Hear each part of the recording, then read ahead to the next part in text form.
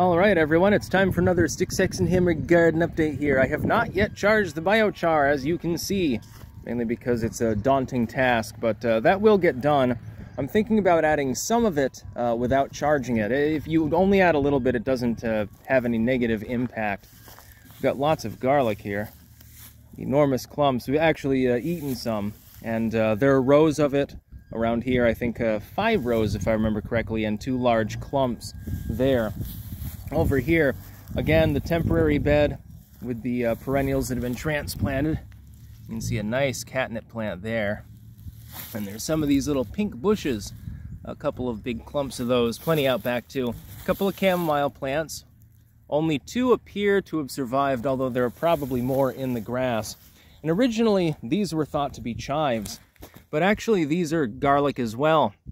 So I have to move them into the garlic bed because I don't want garlic anywhere else. I'm having a feeling that some animal dug them out and dropped a couple of cloves somewhere, and that's what happened. All of this is still basically the same on this side.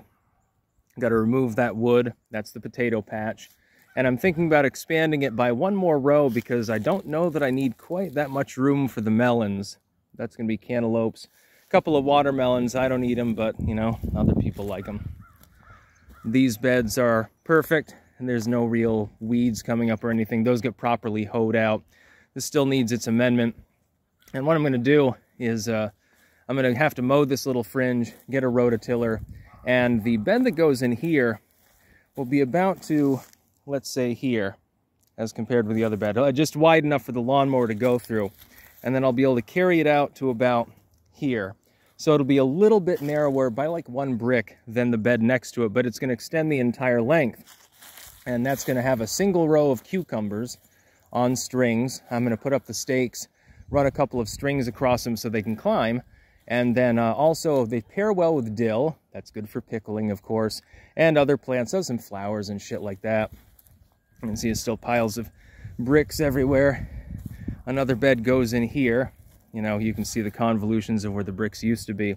And it'll be a companion to this one. And this one is now done. And I've got something special to show you. Right here, and you can see the little stem. And there are little sproutlings coming up. This is where the Dictamnus Alba was, actually. So this bed will have, like, vegetables in it, but it's also going to have that one big perennial. You should not transplant those, apparently. I looked it up, and they don't transplant well. You can, and you can also separate them, but it's better to do it from seed. And they have to be cold stratified, of course, and so that can be a problem.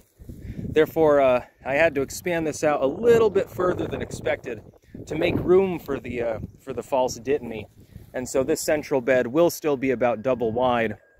And I'm thinking, I've got so many extra bricks, I might as well brick it off because, I mean, between that and the bed that'll be over there, that pretty much takes up all of the available bricks, more or less. I'm not going to bother bricking up the end bed right away, maybe just with a single layer, raise it up a little bit just to keep the weeds down.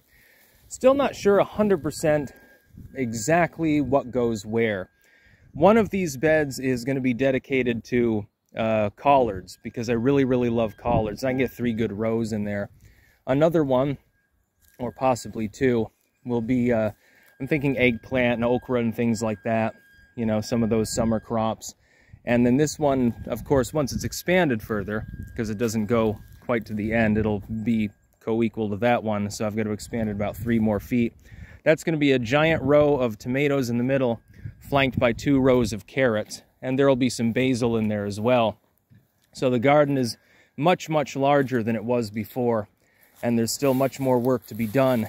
The thing is, I have to actually get around to doing it all. But that bed was created today. That was completed today, and it's already got the soil mix in it and everything else. And all this soil is really good. It had biochar in it. Before, was composted, etc. I'm trying to make it more of a standard looking garden because I had convoluted it in the middle. You can remember that from like 5 years ago, and it was more like almost an Art Deco garden or something like that. I like the way that it looked, but it wasn't quite as functional. And what I want here is a more functional vegetable garden. It's a good idea just for efficiency's sake, etc.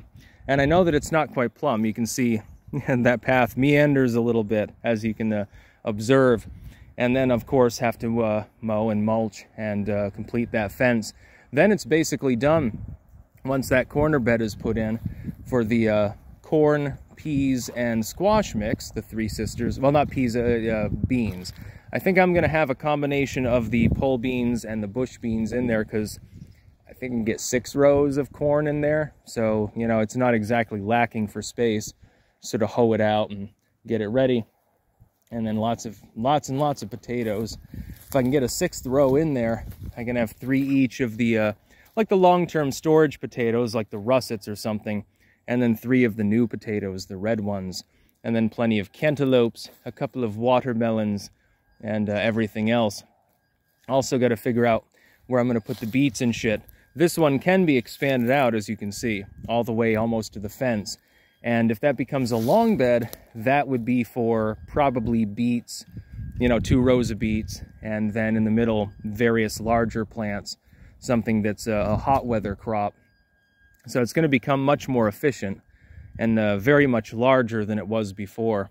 The fence posts are already in, basically just awaiting the fencing. Got to get that at Home Depot, actually.